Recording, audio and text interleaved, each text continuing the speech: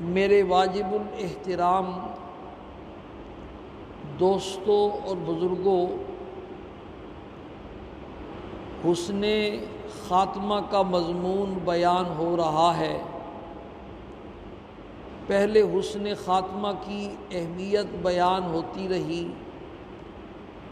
پھر حسن خاتمہ کے 10 نسخے یعنی ایسے اعمال بیان ہوئے جن کا اہتمام کرنے والوں کے ساتھ حسن خاتمہ کی بشارت کا وعدہ ہے۔ اس کے بعد ایسے گناہوں کا بیان ہو رہا ہے جن گناہوں کی وجہ سے خاتمہ خراب ہونے کا خطرہ ہے۔ ویسے تو جتنے بھی نیک اعمال ہیں ان نیک اعمال کی وجہ سے آدمی کا ایمان بڑھتا ہے، ایمانی کیفیت میں اضافہ ہوتا ہے، اور نفس اور شیطان کا مقابلہ کرنا، جب ایمان بڑھ جائے اور مضبوط ہو جائے تو نفس اور شیطان کا مقابلہ کرنا آسان ہو جاتا ہے۔ اور جتنے بھی گناہ ہیں وہ ایمان کو نقصان پہنچاتے ہیں، ایمان کمزور ہوتا ہے، ایمانی کیفیت کمزور ہوتی ہے، پھر اس آدمی کے لیے نفس اور شیطان کا مقابلہ کرنا، حالات کا مقابلہ کرنا، ماحول کا مقابلہ کرنا آسان نہیں رہتا، مشکل ہو جاتا ہے، پھر بندہ ہتھیار ڈال دیتا ہے۔ تو ویسے تو سارے گناہوں کا ہے، لیکن کچھ گناہ بطور خاص ایسے ہیں کہ ان گناہوں کو ایمان کے سلب ہونے میں دخل ہے، یہ ایمانی دولت چھن جاتی ہے۔ اس میں سے 15 گناہ اب تک بیان ہو چکے ہیں اور 16واں گناہ بیان ہو رہا ہے۔ وہ 16واں گناہ ہے اولیاء اللہ کی گستاخی اور بے ادبی۔ سرکار دو عالم صلی اللہ علیہ وسلم نے اللہ پاک کا یہ ارشاد نقل فرمایا، من عادی لی ولیا فقد آذنتہ بالحرب، جو میرے کسی ولی سے دشمنی رکھتا ہے میں خدا اس کو اعلان جنگ دیتا ہوں۔ ایک سود والا گناہ ایسا ہے جس پر اللہ پاک نے قرآن پاک میں اعلان جنگ دیا ہے، اور دوسرا یہ اولیاء اللہ کی جو دشمنی ہے، گستاخی ہے، بے ادبی ہے، اس پر بھی اللہ پاک نے اعلان جنگ دیا ہے۔ اور اللہ پاک کو جنگ کرنے کے لیے کسی فوج کی، کسی لشکر کی، ایٹم بموں کی، میزائلوں کی، ان چیزوں کی ضرورت نہیں ہوتی۔ ان کانت الا صیحۃ واحدۃ فاذا هم خامدون، اللہ نے ارشاد فرمایا ایک قوم کے بارے میں سورہ یاسین میں، ہم نے کوئی لشکر نہیں اتارا، بس ایک ہی چیخ تھی فرشتے کی اور وہ سارے ٹھنڈے پڑ گئے، ایک ہی کرونا کی لہر آئی اور سارے ڈھیلے پڑ گئے، سارے عاجز آئے ہوئے۔ تو جس کو اللہ پاک اعلان جنگ دے تو اللہ کے خزانوں میں سب سے قیمتی خزانہ ہدایت والا خزانہ ہے، اس کو پھر ہدایت کہاں؟ یہ مضمون بیان ہو رہا ہے۔ اس پر پھر اولیاء اللہ کی تعریف اور ان کی شرائط، ان کی اوصاف، ان کی علامات، ان کی پہچان بیان ہو رہی ہے۔ قرآن پاک میں اللہ پاک نے اللہ والوں کی صحبت اختیار کرنے کا حکم دیا، یا ایھا الذین آمنوا اتقوا اللہ وکونوا مع الصادقین، اے ایمان والو اللہ سے ڈرو اور اللہ کے جو نیک بندے سچے ہیں ان کی صحبت اختیار کرو، ان کا راستہ اختیار کرو۔ اہدنا الصراط المستقیم صراط الذین انعمت علیہم، اے اللہ ہمیں سیدھے راستے کی ہدایت نصیب فرما، ان لوگوں کا راستہ جن پر تو نے انعام کیا ہے، ان کا راستہ چلنے کا اللہ نے ارشاد فرمایا۔ تو قرآن پاک میں پھر اللہ پاک نے ان کی پہچان بھی بیان فرمائی، تاکہ لوگ بروں کی شکل میں کہیں ان کو اچھا سمجھ کر کے ان کو اپنا مقتدا نہ سمجھ بیٹھے، پیشوا نہ سمجھ بیٹھے۔ کچھ ایمان کے بھی ڈاکو ہیں دنیا میں، جیسے مال کے ڈاکو ہیں، جان کے ڈاکو ہیں، تو کچھ ایسے لوگ بھی ہیں جو ایمان کے ڈاکو ہیں، تو ان کو کئی لوگ اپنا مقتدا اور پیشوا نہ بنا لیں۔ ان کی پہچان اللہ پاک نے ذکر کی ہے، تو ان کی صفات بیان ہو رہی ہیں۔ گزشتہ کئی جمعوں سے یہ مضمون چل رہا ہے۔ پہلے ان کی شرطیں بیان ہوئیں کہ اللہ کا ولی ہونے کی 2 شرطیں، الذین آمنوا وکانوا یتقون۔ پہلی شرط یہ ہے کہ وہ ایمان ہو، صحیح ایمان ہو، اللہ اور اللہ کے رسول جس کو ایمان کہتے ہیں وہ ایمان اس کے پاس ہو، اور دوسری شرط یہ ہے کہ وہ گناہوں سے بچنے والا ہو، اس کی زندگی دینداری والی ہو، تقوی والی ہو، پرہیزگاری والی ہو۔ یہ دو شرطیں اللہ پاک نے اپنا ولی ہونے کی بیان فرمائی ہیں۔ الا ان اولیاء اللہ لا خوف علیہم ولا هم یحزنون الذین آمنوا وکانوا یتقون۔ پھر ان کے اللہ پاک نے کچھ اوصاف بھی بیان فرمائے، ان میں سے 3 اوصاف گزشتہ 2-3 جمعوں پر سورہ آل عمران کے آخری رکوع کے حوالے سے آپ کے سامنے بیان ہو چکے ہیں۔ آج جو میں نے آیات پڑھی ہیں یہ بھی سورہ آل عمران کا 4 پارے کا ایک رکوع ہے۔ اس میں اللہ پاک نے اپنے نیک بندوں کی، اولیاء اللہ کی 3-4 صفات بیان فرمائی ہیں، اور بڑی عجیب۔ پہلی صفت بیان فرمائی الذین ینفقون فی السراء والضراء، میرے نیک بندے اور میرے دوست اور متقی وہ ہیں جو خوشی کی حالت میں بھی، فراخی کی حالت میں بھی اور تنگی کی حالت میں بھی میرے راستے میں خرچ کرتے رہتے ہیں۔ یہ دنیا ہے، انسان پر حالات آتے رہتے ہیں، کبھی فراخی آتی ہے تو کبھی تنگی آتی ہے، کبھی عیش کا زمانہ ہوتا ہے اور کبھی پریشانی کا زمانہ ہوتا ہے۔ تو انسان وہ ہے جو دونوں حالتوں میں اللہ پاک کا دروازہ نہ چھوڑے، اللہ پاک کو بھولے نہیں۔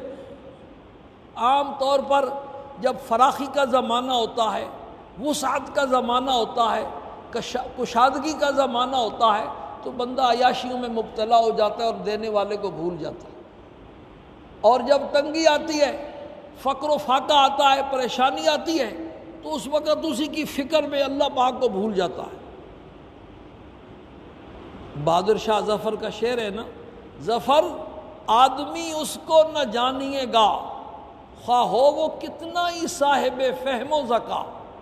ظفر آدمی اس کو نہ جانیے گا، خواہ ہو وہ کتنا ہی صاحب فہم و ذکا، جسے عیش میں یاد خدا نہ رہی، جسے تیش میں خوف خدا نہ رہا۔ جو ہر حال میں اللہ پاک کو یاد رکھتا ہے، کشادگی کی حالت میں بھی اور تنگی کی حالت میں بھی، ہر حالت میں اپنی حیثیت کے مطابق، اپنی ہمت کے مطابق اور اپنی طاقت کے مطابق خرچ کرتا رہتا ہے، یہ ہے اللہ کا نیک بندہ۔ اللہ پاک مقدار کو نہیں دیکھتے، وہ جذبے کو دیکھتے ہیں کہ کس جذبے سے وہ خرچ کر رہا ہے۔ حضرت عائشہ صدیقہ رضی اللہ تعالیٰ عنہ کے پاس ایک مرتبہ ایک سائل آیا، تو گھر میں اس وقت کھجور کا ایک ہی دانہ پڑا تھا، وہ اٹھا کر کے دے دیا۔ ایک حدیث میں آپ صلی اللہ علیہ وسلم کا ارشاد ہے اتقوا النار ولو بشق تمرۃ، جہنم کی آگ سے بچنے کی کوشش کرو اگرچہ کھجور کا آدھا ہی دانہ خیرات کر کے کیوں نہ ہو۔ ظاہر بات ہے جو کھجور کا آدھا دانہ خیرات کرے گا تو اس کے بعد اتنا ہی ہے نا، جتنا ہے اس کو دیکھنے والا دیکھ رہا ہے کہ کس جذبے سے دے رہا ہے۔ تو اللہ پاک جذبے کو دیکھتے ہیں۔ ایک مرتبہ آپ صلی اللہ علیہ وسلم نے جہاد کے لیے چندے کی اپیل کی، تو حضرت عمر فاروق ان دنوں میں کچھ فراخی تھی، تو دل میں کہتے ہیں میرے خیال آیا کہ صدیق اکبر رضی اللہ تعالیٰ عنہ ہر دفعہ مجھ سے بڑھ جاتے ہیں، اس دفعہ میں ان سے بڑھوں گا۔ تو گھر کا سارا مال جمع فرمایا اور جمع فرما کر آدھا اپنے گھر والوں کے لیے چھوڑا اور آدھا سرکار دو عالم صلی اللہ علیہ وسلم کی خدمت میں لے کے آئے، اور دل میں بڑے خوش کیے اس دفعہ تو میں بہت زیادہ لے آیا ہوں۔ اتنے میں تھوڑی دیر میں صدیق اکبر بھی پہنچے۔ آپ نے حضرت عمر فاروق سے پوچھا کیا لائے ہو؟ تو حضرت عمر فاروق نے خوشی خوشی بتلایا کہ اللہ کے پیغمبر آدھا گھر میں چھوڑ کے آیا ہوں اور آدھا لے آیا ہوں۔ اتنے میں صدیق اکبر رضی اللہ تعالیٰ عنہ پہنچ گئے اور انہوں نے بھی لا کے تھوڑا سا پیش کیا، وہ مقدار میں تھوڑا تھا۔ تو آپ نے پوچھا صدیق کیا لائے ہو؟ تو صدیق اکبر رضی اللہ تعالیٰ عنہ نے عرض کی اللہ کے پیغمبر جو کچھ بھی تھا جھاڑو دے کے لے آیا ہوں۔ اب دیکھنے میں مقدار حضرت عمر فاروق والے چندے کی زیادہ ہے، اور یہ اس کی مقدار تھوڑی ہے، لیکن جذبہ۔ حضرت عمر فاروق رضی اللہ تعالی عنہ فرماتے تھے کہ اس کے بعد میں نے ہتھیار ڈال دیے کہ میں کبھی صدیق اکبر سے بڑھ نہیں سکتا۔ اور پھر عجیب بات مفسرین نے لکھی ہے کہ اللہ پاک نے اس آیت میں یہ تو فرمایا کہ خرچ کرتے ہیں، فراخی میں بھی خرچ کرتے ہیں، تنگی میں بھی خرچ کرتے ہیں، لیکن یہ نہیں فرمایا کیا خرچ کرتے ہیں۔ یہ جو کیا خرچ کرنے والی بات کو حذف کر دیا نا، ہماری علماء بھی بیٹھے ہیں تھوڑے بہتے، ہماری عربی گرامر میں کہتے ہیں اسے متکلم کا مقصود عموم کو بیان کر، جس چیز کی بھی ہمت ہے بھائی، مال و دولت ہے، پیسہ ہے، وہ خرچ کرتے ہیں، جان ہے تو جان خرچ کرتے ہیں، وقت ہے تو وقت خرچ کرتے ہیں۔ جس کے پاس وقت ہے وہ اگر غریبوں کے لیے اپنے وقت کو خرچ کر رہا ہے، اللہ پاک نے جان دی ہے، ہٹا کٹا ہے، اپنی جان کو خرچ کر رہا ہے، تو یہ بھی اللہ کے راستے میں خرچ کر رہا ہے۔ ایک حدیث میں امام راضی رحمہ اللہ نے ایک حدیث لکھی ہے کہ ایک مرتبہ سرکار دو عالم صلی اللہ علیہ وسلم نے چندے کی اپیل کی، تو جن کے پاس سونا اور چاندی تھا وہ سونا چاندی لے کے آئے۔ ایک صحابی کھجور کا وہ جو اوپر والی چمڑی ہوتی ہے، چھلکا، کھجور کا چھلکا لے کے آیا کہ میرے گھر میں یہی پڑا تھا۔ ایک اور صحابی کھڑے ہوئے، اللہ کے پیغمبر میرے پاس کچھ بھی نہیں ہے، نہ سونا ہے نہ چاندی ہے، اور نہ یہ جو کھجور کے چھلکے لائے یہ بھی میرے پاس نہیں ہے۔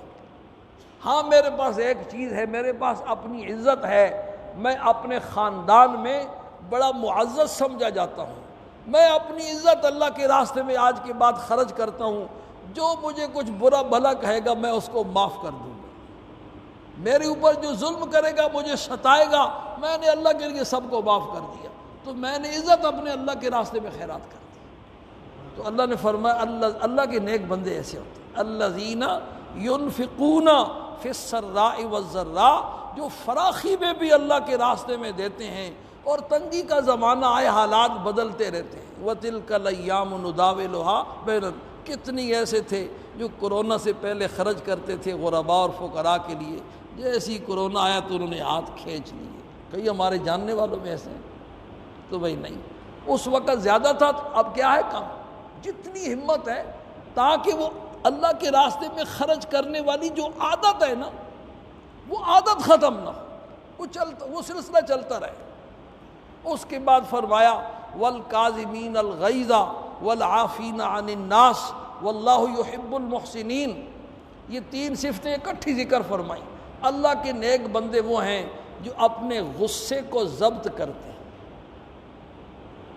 یہ نہیں فرمایا کہ اللہ کے نیک بندے وہ ہیں جنہیں غصہ آتا ہی نہیں ہے۔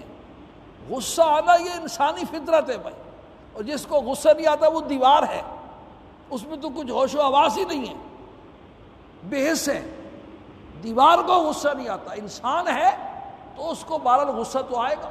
سرکار دو عالم صلی اللہ علیہ وسلم کے بارے میں روایات میں آتا ہے، جب غصہ آتا تھا تو چہرہ مبارک ایسا سرخ ہو جاتا کہ جیسے کسی نے رخسار کے اوپر انار نہ چھوڑ دیا، ایسا لال ہو جاتا تھا۔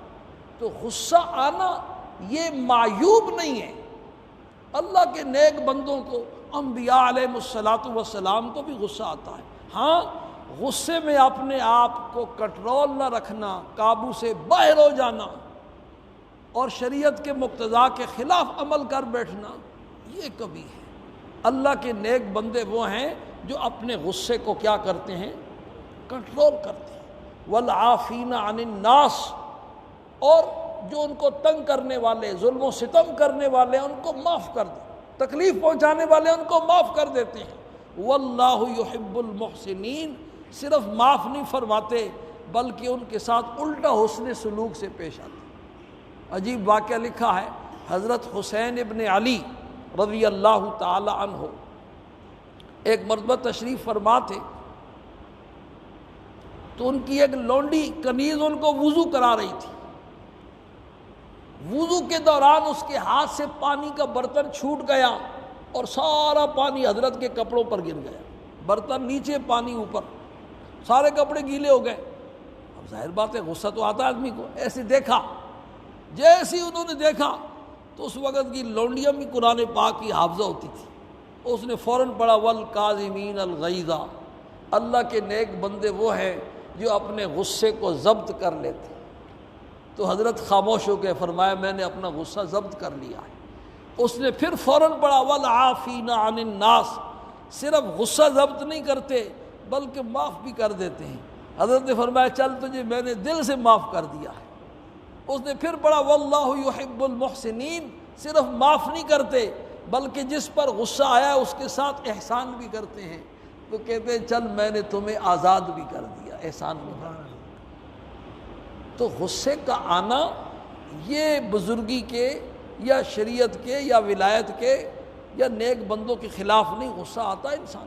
ہاں غصے میں اپنے آپ سے باہر ہو جانا, کنٹرول سے باہر ہو جانا, یہ معیوب اور کبھی ہے. غصے کو ضبط کرنا ہے. حدیث شریف میں آتا ہے سرکار دو عالم صلی اللہ علیہ وسلم نے ارشاد فرمایا قیامت والے دن اعلان ہوگا کہ وہ کون لوگ ہیں جن کا اللہ کے ذمے کوئی حق بنتا ہے. وہ کھڑے ہو جائیں. تو وہ لوگ جنہوں نے لوگوں کے دنیا میں ظلم و ستم کو معاف کیا ہوگا وہ کھڑے ہو جائیں گے اور اللہ پاک ان کو پھر نوازیں گے. اور ایک روایت میں آتا ہے کہ اللہ پاک ساری مخلوق کے سامنے ارشاد فرمائیں گے کہ تم حوران جنت میں سے جس حور کا انتخاب کرنا چاہتے ہو, جو حور بھی چننا چاہتے ہو دینے کے لیے تیار ہے. اس کے بعد جو آخری صفت ہے والذین اذا فعلوا فاحشۃ ذکروا اللہ واستغفروا لذنوبہم ومن یغفر الذنوب الا اللہ.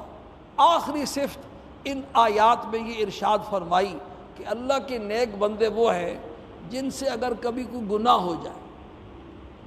یہ نہیں فرمایا کہ ان سے گناہ کبھی ہوگا ہی نہیں.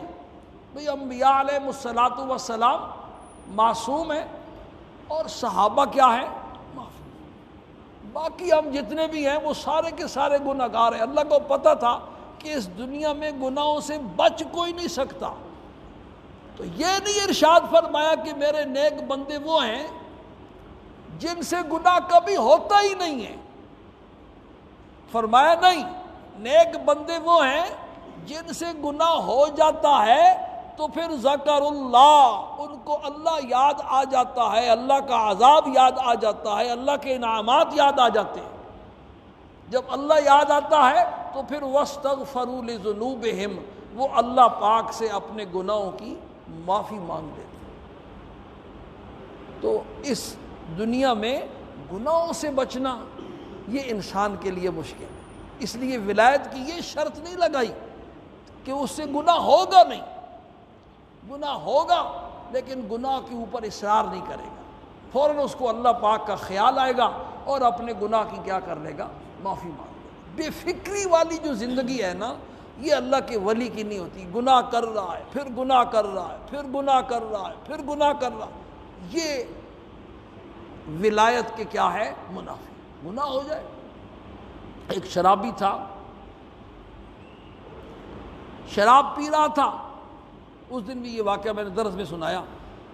شراب پیتے پیتے اس کی سوراخی ٹوٹ گئی, ٹھوکر لگی سوراخی کو, سوراخی ٹوٹ گئی اور سارا شراب زمین کے اوپر بہہ گیا. شرابیوں کا دل بڑا نرم ہوتا ہے, تو اس کے دل کو چوٹ لگی کہ یہ کیا ہو گیا. تو اس کی زبان سے اللہ پاک کی شان میں کوئی گستاخی کا جملہ نکل گیا,